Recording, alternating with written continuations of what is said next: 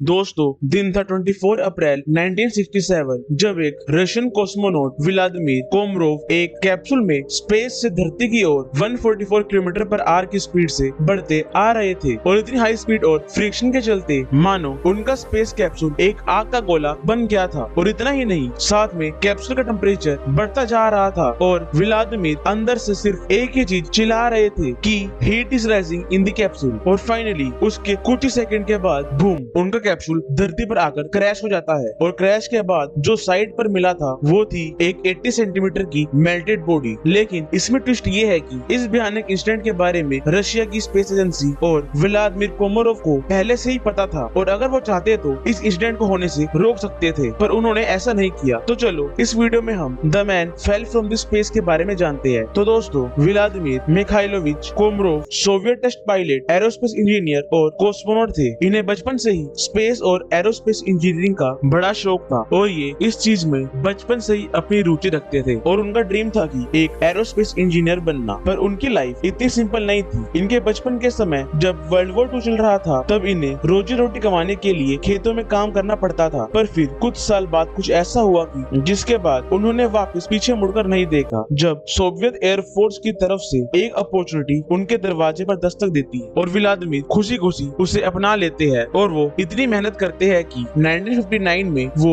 Soviet की space agency के one of the most important cosmonaut बन जाते हैं। पर वो कभी स्पेस में एंटर नहीं कर पाते क्योंकि उनका न्यू फाउंड स्टेटस और ग्रेट स्किल इन मैथ के चलते स्पेस एजेंसी में एंट्री तो मिल गई थी, पर उस समय उनकी उम्र 27 साल से ज्यादा, जिस करके उनका स्पेस में जाना नहीं बनता था। पर उन्होंने कभी हार नहीं मानी क्योंकि उन्हें पता था कि वो स्पेस के हर एक मिशन से जुड़े हुए हैं, जिस करके कभी न कभी तो उनको उनके एक्सपीरियंस के बेस पर स्पेस में जाने का मौका मिलेगा ही। और फाइनली 4 अक्टूबर 1964 को जब उनकी एप्लीकेशन को स्पेस मिशन के लिए एक्सेप्ट कर लिया गया था तो इस मिशन में वो अकेले नहीं थे। उस मिशन में उनके साथ उनका एक करीबी दोस्त यूरी गैगरिन को उनके साथ शामिल किया गया था। तो दोस्तों, जिस मिशन के लिए इन दोनों को चूज किया गया था वो था सोयूज। तो सोयूज प्रोग्राम सोवियत का पहला ऐसा प्रोग्राम था जिसमें 3 एस्ट्रोनॉट्स को अंतरिक्ष में जाना था, जिसकी शुरुआत हुई थी 1967 में। जब सोवियत को साथ आए पूरे 50 साल हो गए थे तो अपने 50 साल को अच्छे से मनाने के लिए उस समय के सोवियत लीडर लियोनिड ब्रेजनेव ने 2 फ्रेशली मेड स्पेसक्राफ्ट को स्पेस में लॉन्च करने की ठानी, जिससे वो अमेरिका को जला सके और अपना जश्न मना सके। तो जो 2 स्पेसक्राफ्ट चुने गए थे वो थे सोयूज 1 और सोयूज 2, जिसमें सोयूज 1 में पहले एक एस्ट्रोनॉट को स्पेस में भेजा जाना था, जिसके बाद सोयूज 2 को 2 एस्ट्रोनॉट के साथ लॉन्च करा जाना था, जिसके बाद आसमान में जाकर दोनों सोयूज 1 और सोयूज 2 कंबाइन होते, जिसके बाद सोयूज 1 में बैठा एस्ट्रोनॉट पाथवे से पास होकर सोयूज 2 में एंटर करता और उसी समय ये मिशन सक्सेसफुल हो जाता। लेकिन ये मिशन सुनने में जितना सिंपल लगता है ये उतना सिंपल था नहीं, क्योंकि इससे पहले सोयूज के 3 मिशन करे गए थे जो कि बुरी तरह से फेल हुए थे और ऊपर से ब्रेजनेव ने फिक्स्ड डेट भी दे दी थी, जिस करके स्पेस एजेंसी पर और ज्यादा प्रेशर बिल्डअप हो गया था। और तो